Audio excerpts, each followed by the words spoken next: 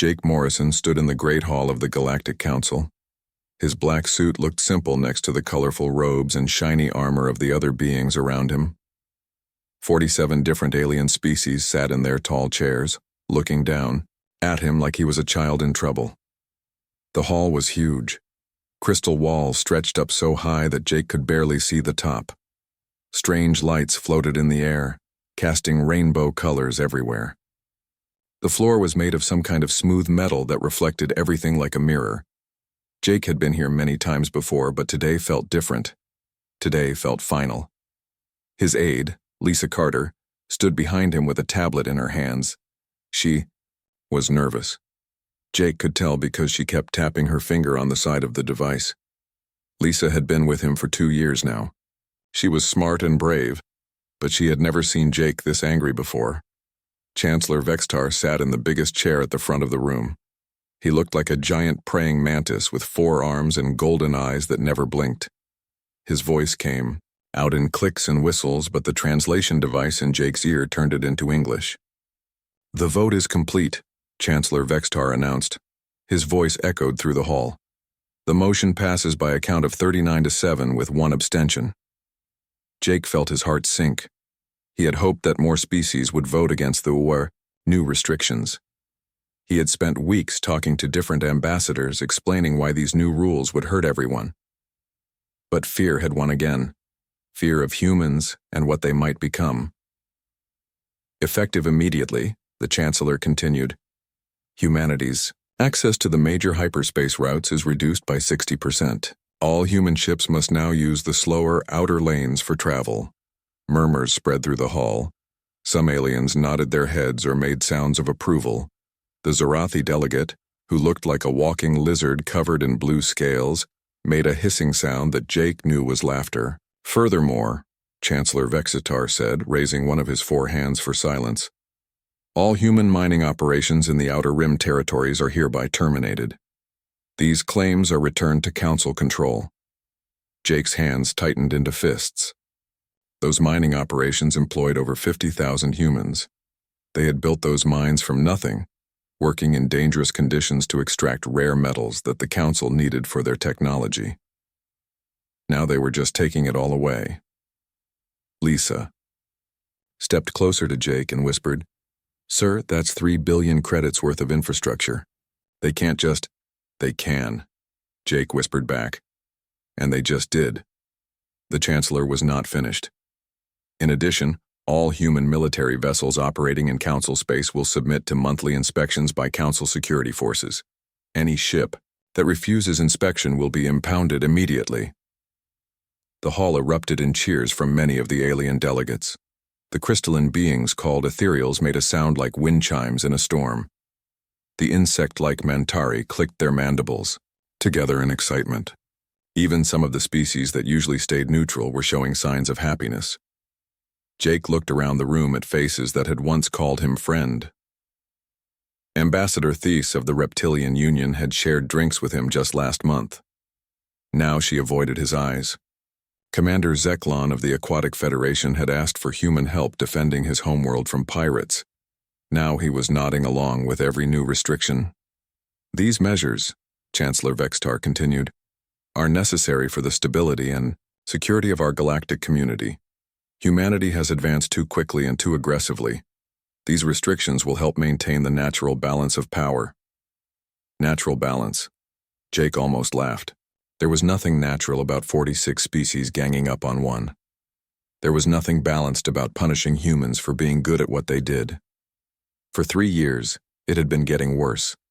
First, they had limited human colonies to certain star systems. Then they had banned humans from joining the Council's military academy. After that came the trade restrictions. Human goods were taxed at triple the normal rate. Human businesses needed special permits to operate on alien worlds. And what had humans done to deserve this treatment? They had ended 3 wars through clever diplomacy. They had shared their medical knowledge freely, saving millions of alien lives. They had built hospitals, schools, and communication networks across dozens of worlds. They had asked for nothing in return except to be treated as equals, but equality was what scared the Council most. Ambassador Morrison, Chancellor Vextar said, his golden eyes fixed on Jake. Do you have any response to these new regulations? Jake stood perfectly still for a long moment. The hall was quiet, except for the soft humming of the floating lights. Every alien eye was on him, waiting to see how the human would react. Some probably expected him to beg. Others might have thought he would threaten them. Jake reached into his jacket and pulled out a small device. It was a recording unit that would send his words directly to Earth and every human colony in the galaxy. He pressed the button. "My fellow humans," Jake said in a clear, steady voice. "Today, the Galactic Council has made their position crystal clear. They do not want us as partners. They do not want us as equals. They want us as servants, controlled and limited at every turn." Worried murmurs began to spread through the alien delegates. This was not what they had expected. Therefore, Jake continued, "By the authority granted to me by the United Earth Federation and the Colonial Congress, I hereby invoke Article 7 of the Galactic Charter. Humanity formally withdraws from the Galactic Council effective immediately." The hall exploded into chaos. Delegates jumped to their feet, shouting in dozens of different languages. Chancellor Vextar slammed his gavel again and again, but no one was listening. "You cannot do this," shouted Ambassador Thess. "The economic damage alone will be your problem, not ours," Jake replied calmly. "Be reasonable," pleaded Commander Zeklan. "Surely we can discuss." "The time for discussion ended when you passed that vote," Jake said. He looked around the room, one last time. "You wanted us gone. Congratulations. You got your wish." Jake turned to Lisa. "Signal Admiral Phillips.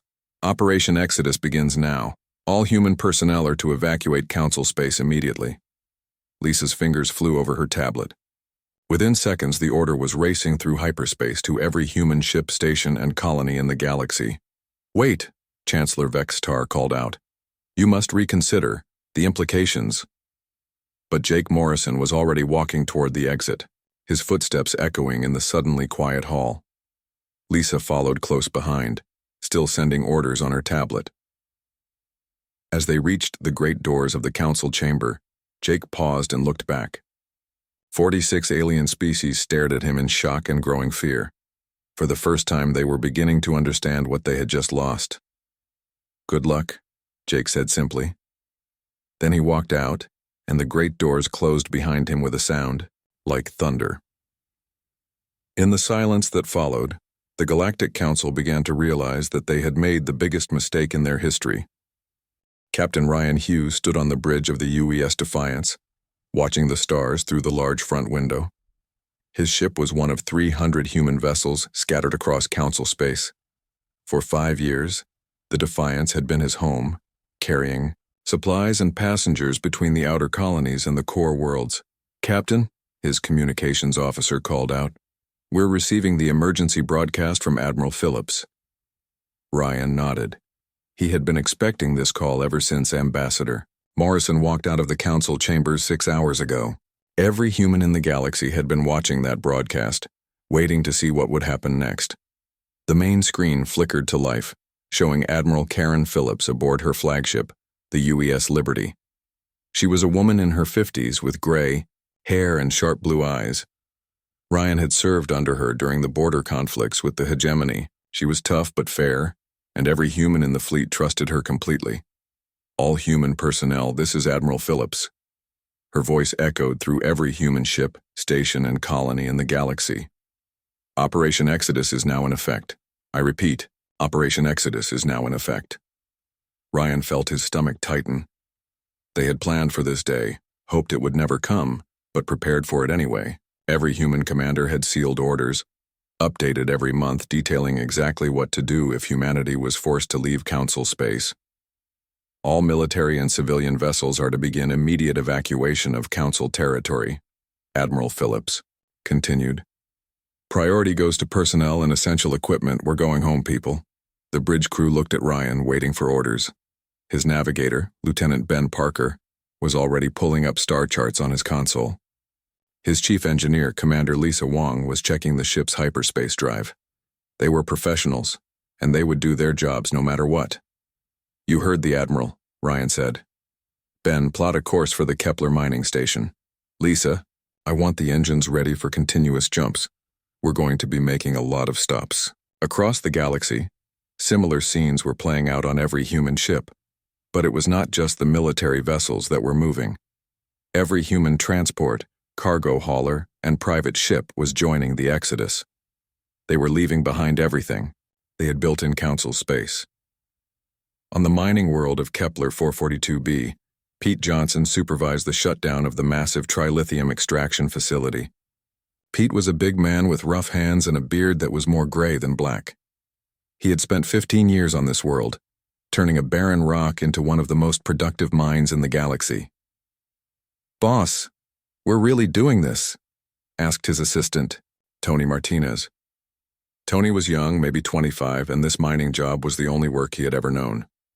"Orders are orders," Pete replied, watching as huge mining machines were loaded onto transport ships. "Besides, we built this place.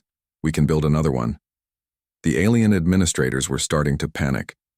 Supervisor Kexaval, a tall insect, creature with 6 arms, scuttled over to Pete on his thin legs.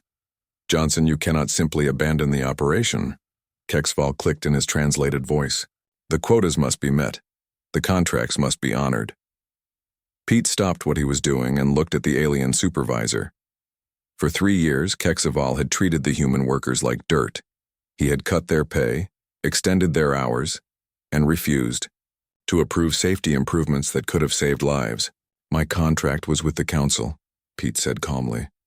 "Humanity ain't part of the Council anymore. Contract's void." "But the trilithium deposits," Kexaval protested. "They are worth billions of credits." "Then you better figure out how to mine them yourself," Pete replied. He turned to his crew. "Load up the last transport, we're done here." As the human workers left, they took with them every piece of equipment they had brought to the world: the massive drilling rigs, the ore processors, the atmospheric generators that made the toxic air breathable. Everything was loaded onto ships or dismantled beyond repair. "Wait," Kexaval called out as Pete climbed into the last transport. "The technical manuals, the operational procedures." Pete paused at the door of the ship. "Check the Council archives. We filed all the required documentation." He smiled, but it was not a friendly smile. "Good luck reading it." Similar scenes were happening across dozens of worlds. Dr. Claire Washington had spent 12 years on the agricultural planet New Eden, turning it from a barren wasteland into the garden world that fed half the sector. Now she was downloading 30 years of research data and wiping the computers clean. "Doctor, please," begged Administrator Thicey, the same reptilian who had avoided Jake Morrison's eyes in the Council chamber. "The growing season has already begun. Without your guidance, the crops will fail." Claire looked at the alien administrator with tired eyes. She had worked 18-hour days for over a decade, developing new plant varieties that could grow in alien soil and feed alien populations. She had asked for nothing except respect and fair treatment for her team. "You have all the seed varieties we developed," Claire said as she packed her personal belongings. "You have the soil composition data. You have the weather control protocols." "But we don't understand how to use them," Thice pleaded. "Then you should have thought of that before voting us out," Claire replied. The industrial world of Titan Prime was facing an even bigger crisis. The massive fusion reactors that powered the planet's factories were going dark one by one as human engineers followed their evacuation orders. Chief Engineer Bobby Martinez stood in the main control room, watching his alien replacement fumble with the reactor controls. The new supervisor, a crystalline being named Veltar, was pressing buttons at random, trying to keep the power flowing. "This is madness," Veltar chimed, his crystal body flickering with frustrated colors. "These systems are too complex. We need more time to learn." "You've had 5 years to learn," Bobby replied, packing his tools into a metal case. "Every time we offered to train your people, you said humans were temporary workers. Well, congratulations, we're temporary." "The factories will shut down," Veltar protested. "Millions of jobs will be lost." "Not my problem anymore," Bobby said. He handed over a data pad with the basic operating instructions. Everything you need is in there, if you can read human technical language. But that was the problem. Human blueprints were written for human understanding. The mathematical symbols, the engineering terminology, the safety protocols, all of it was designed by humans for humans. Without human engineers to explain it, the aliens found themselves staring at documents they could not understand. The evacuation continued for weeks. Human doctors left hospitals where they had saved alien lives. Human teachers abandoned schools, where they had educated alien children. Human mechanics walked away from spaceports they had built with their own hands. The council species watched in growing horror as their civilization began to slow down. They had not realized how much they depended on human knowledge, human skills, and human innovation. For 50 years, humans had been quietly making themselves indispensable. They had maintained the communication networks, designed the transportation systems, and solved the technical problems that kept galactic society running. Now they were gone, and the aliens were discovering that they had no idea how to replace them. Admiral Phillips watched the evacuation reports coming in from across the galaxy. 3 million humans were coming home, bringing with them the knowledge and experience of half a century in space. They were also bringing something else: anger, determination, and a desire to show the galaxy what humanity could really accomplish. When they were free to reach their full potential, the Council had wanted to limit human advancement. Instead, they had just set humanity free. 3 months had passed since the last human ship left Council space. Chancellor Vexitar sat in his private office, staring at reports that made his 4 hands shake with worry. The golden walls of his chamber felt like they were closing in on him as he read one disaster report after another. The first crisis had started small. A few communication satellites went offline in the outer systems. Then the hyperspace beacons began failing one by one. These beacons guided ships through the dangerous void between stars, and without them, travel became slow and risky. Ambassador Zeklon of the Aquatic Federation swam nervously in his water-filled chair during the emergency council session. His blue skin was pale with stress as he delivered his report. "The Kepler Mining Consortium is completely shut down," he said, his gills fluttering rapidly. "Without human supervisors, our workers cannot operate the extraction equipment. Production has dropped by 95%. Chancellor Vextar's antenna twitched. "Surely your engineers can learn to use human machines?" "We tried," Zeklon replied sadly. 3 of our best technicians were killed when they attempted to restart the main drill. The safety systems are written in human code that we cannot understand. Similar. Reports came from across the galaxy. On the agricultural world of New Eden, the automated farming systems had started producing crops that were poisonous to eat. Without Dr. Claire Washington's team to calibrate the soil treatments, the alien farmers had used the wrong chemical mixtures. Thousands of people were getting sick. Councillor Theiss of the Reptilian Union delivered the worst news of all. "Our military hospital ships are non-functional. The life support systems designed by human medical officers are failing. We have soldiers dying from injuries that should be easily treatable." The crystalline ethereals chimed in with their musical voices, but the translation made their words sound harsh. "Our research facility attempted to reverse engineer human quantum computers. The result was a cascade failure that destroyed the entire laboratory and killed 47 scientists." Chancellor Vextar felt his confidence crumbling. How had they become so dependent on humans without realizing it? For decades, he had seen humans as junior partners, useful but not essential. Now he was learning the truth. The economic collapse was spreading like a disease. On the industrial world of Titan Prime, the fusion reactors that powered the planet's factories were shutting down one by one. Without Chief Engineer Bobby Martinez and his team, the alien workers could not maintain the complex systems.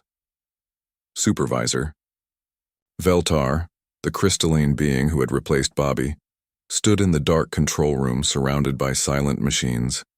His body flickered with frustrated colors as he tried to read the human technical manuals. "The power couplings are failing," reported his assistant, a nervous insect creature named Kliktar. If we lose the main reactor, the entire planet will go dark. Veltar looked at the human instruction manual in his hands. The words were in standard galactic language, but the technical terms made no sense. What was a flux capacitor stabilizer? How did you reverse the polarity of the neutron flow? The humans had written these guides, but they had written them for other humans to understand. Try increasing the power to the secondary systems, Veltar ordered desperately. The result was an explosion that destroyed half the power plant and plunged 3 major cities into darkness. Millions of workers lost their jobs as factories shut down without electricity. The communication crisis was getting worse every day. Human engineers had designed the galaxy's communication network 50 years ago, building it to be efficient and reliable. But they had also built it to be maintained by people who understood human technology. On the relay station orbiting the star Proxima, alien technicians struggled to repair a failing transmitter array. The station chief, a reptilian named Sector, stared at the burned-out components with growing despair. "Can we replace these parts?" he asked his team. "We do not know what they are," replied his chief technician. "The human specifications call for something called a quantum resonance matrix. We have never heard of such a device." Without the relay stations, entire star systems were being cut off from the galactic communication network. Trade was grinding to a halt as merchants could not contact their customers. Military commanders lost touch with their fleets. Families were separated with no way to reach each other. The medical crisis was perhaps the most heartbreaking. Human doctors had served on alien worlds for generations, treating diseases that local physicians could not understand. They had developed new surgical techniques, created new medicines, and trained alien medical students in advanced procedures. Dr. Kexenel, the head physician at Central Hospital on the planet Sanctuary, watched helplessly as patients died from conditions that human doctors could have easily cured. The hospital's advanced surgical robots sat unused because no one knew how to program them. "The human medical databases are encrypted," Dr. Kexenel reported to the hospital board. "Even if we could read them, the procedures require knowledge of human anatomy and physiology that we do not possess." The irony was bitter. Humans had learned to treat alien patients by studying alien biology for decades. But the aliens had never bothered to learn human medical techniques, assuming that human knowledge was less advanced than their own. Food shortages were spreading across dozens of worlds. The automated farming systems that fed billions of people were breaking down without proper maintenance. On the planet Harvest, massive crop-growing machines sat broken in the fields while people went hungry.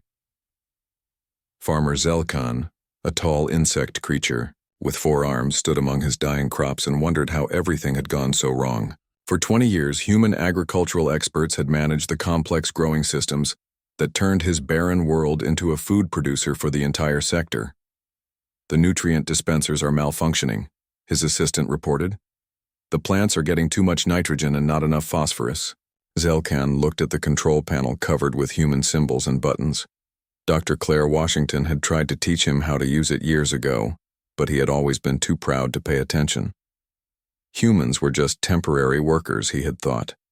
Why learn their systems when they would eventually be replaced? Now the crops were dying, and Zelkan faced the choice of watching his people starve or swallowing his pride and begging the humans to return. In the council chambers, the emergency sessions were becoming daily events. Species that had once proudly voted to restrict humanity now sat in stunned silence as they realized the scope of their mistake. "We demand that Earth send technical advisors immediately," declared the Mantari representative, his insect voice clicking with desperation. But Earth was not responding to any communications. Long-range sensors showed increased activity in human space, but no human ships had been seen in Council territory since the evacuation. It was as if humanity had simply vanished from the galaxy, taking with them all the knowledge and skills that had kept galactic civilization running. Chancellor Vextar called for a private meeting with his closest advisors. In the secure conference room, away from the public cameras and recording devices, he finally admitted the truth that everyone already knew. "We made a terrible mistake," he said quietly. "We thought humans were dependent on us for trade and protection, We never realized that we were dependent on them for everything else. The galaxy was learning a hard lesson about the difference between partnership and dependency. They had pushed away the very people who had made their civilization possible, and now they were paying the price. 6 months after humanity's departure, a desperate council fleet approached the edge of human space. Admiral Zeklon commanded the delegation ships, his aquatic body tense with worry inside his water-filled command chair. Representatives from every major council species were aboard his vessels, including Chancellor Vextar himself. What they found at the boundary of human territory made them stop in shock and fear. A massive defensive grid stretched across dozens of star systems. Weapons platforms the size of small moons floated in perfect formation, their dark metal surfaces gleaming with unknown technology. Energy barriers shimmered between them like walls of solid light. The entire border was protected by defenses that made Council military bases look like children's toys. "By the void," whispered Commander Thys, staring at the display screen. "Where did they get such technology?" The answer came quickly. These were not new weapons bought from some unknown alien race. They were human designs, but far more advanced than anything the Council had ever seen. The humans had been holding back their true capabilities for decades. "This is Admiral Gary Thompson of the Terran Defense Force," came a calm voice over the communication system. "State your business in human space." A fleet of human ships emerged from behind the defensive grid. They moved with perfect coordination, their sleek hulls reflecting the light of nearby stars. The ships were beautiful and deadly, with curves and angles that seemed to flow like water, but promised destruction to any enemy. Admiral Zeklon had seen human military vessels before, but these were completely different. They were larger, faster, and equipped with weapons that his sensors could not even identify. It was clear that humanity had been designing and building these ships in secret while serving in Council space. "We come seeking dialogue," Admiral Zeklon transmitted, his voice shaking slightly. "The time for dialogue was 6 months ago," Admiral Thompson replied coldly. "You made your position clear then." The human admiral appeared on their screens. He was younger than Zeklon had expected, maybe 40 years old, with short brown hair and calm green eyes. He wore a simple blue uniform with no decorations, but his presence filled the screen with quiet authority. Chancellor Vextar stepped forward, his 4 hands trembling with desperation. "Please, Admiral Thompson, our civilizations are collapsing. We need your help." "No," came the simple reply. "You need our dependency. There is a difference." The Chancellor's golden eyes flickered with shame. "We admit our mistakes. We were wrong to impose those restrictions. We were wrong to treat humanity as a lesser species." "Yes, you were," Admiral Thompson agreed. "But your admission does not change the consequences of your actions." Behind the Chancellor, other Council representatives began to speak at once. The crystalline ethereals chimed desperately about their failing technology. The Mantari clicked about their broken factories. The reptilians hissed about their starving populations. Admiral Thompson listened to it all with no expression on his face. When they finished, he spoke again. "For 50 years, humanity gave you our best minds, our greatest innovations, our tireless dedication. We built your infrastructure, solved your problems, defended your worlds from pirates and invaders. We asked for nothing in return except to be treated as equals." "We know," Chancellor Vextar said quietly. "We were afraid." "Afraid of what?" Admiral Thompson asked. "Of how quickly you advanced, of how smart your people were, of how you solved problems that had puzzled us for centuries." The Chancellor's voice was barely a whisper. "We thought you would eventually replace us." "Admiral," Thompson nodded slowly. "So instead of working with us as partners, you decided to limit us. You cut our trade routes, restricted our colonies, and blocked our access to advanced technology. You turned us into second-class citizens in a galaxy we helped build." The truth hung in the space between the fleets like a heavy weight. Every Council representative knew that Admiral Thompson was right. They had let fear drive them to make choices that hurt everyone. "What do you want from us?" asked Commander Thys. "What will it take for humanity to return?" "Return?" Admiral Thompson laughed, but it was not a happy sound. You still do not understand. We are not coming back. We have moved beyond you. On the screens behind him, images appeared of human space. New worlds terraformed with technology that made council methods look primitive. Space stations that were like floating cities housing millions of people in comfort and safety. Ships that could travel between stars in days instead of weeks. While you were busy trying to hold us back, Admiral Thompson continued, we were busy moving forward. We have discovered new worlds, developed new technologies, and built a civilization that does not need the Council for anything. The Council representatives stared at the images in stunned silence. In just 6 months, humanity had accomplished more than most species managed in centuries. They had not just survived leaving Council space. They had thrived. But our people are dying, pleaded Admiral Zeklon. Surely you have some compassion for innocent civilians who had nothing to do with the Council's decisions. Admiral Thompson's expression softened slightly. We are not monsters. Any individual who wants to leave Council space and join human civilization is welcome to apply for asylum. We will judge each case fairly. And the rest of us? Chancellor, Fexter asked. You are sovereign species who made sovereign choices, Admiral Thompson replied. You wanted to be independent of human influence. Congratulations. You got your wish. The communication channel closed. The human fleet remained in position, neither advancing nor retreating. They were simply waiting, patient and unmovable as mountains. In the months that followed, the Council made desperate attempts to rebuild their civilization without human help. Some species succeeded partially, learning to operate simpler versions of the systems humans had built. Others collapsed completely, their populations fleeing to human space as refugees. The galaxy became divided into 2 parts. On one side was the struggling Council, slowly rebuilding from the ruins of their dependency. On the other side was humanity, growing stronger and more advanced with each passing day. Individual aliens who left Council space found welcome in human territories. They were judged not by their species but by their character and skills. Many became valued citizens of human worlds, contributing their own knowledge to the growing human civilization. But the Council as a whole remained locked out of human space. Their former junior partners had become their superiors in every way that mattered, and there was no going back. Years passed. The Council learned to survive without human support, but they never recovered their former glory. They became a smaller, weaker version of what they had once been. The grand dreams of galactic unity were replaced by the simple goal of keeping their remaining worlds fed and powered. Humanity, meanwhile, expanded into the galaxy with confidence and purpose. They explored new regions, made contact with species the Council had never known existed, and built wonders that became legends throughout known space. The story became a cautionary tale told on worlds across the galaxy. It was the story of how fear and pride led to the loss of the greatest partnership in galactic history.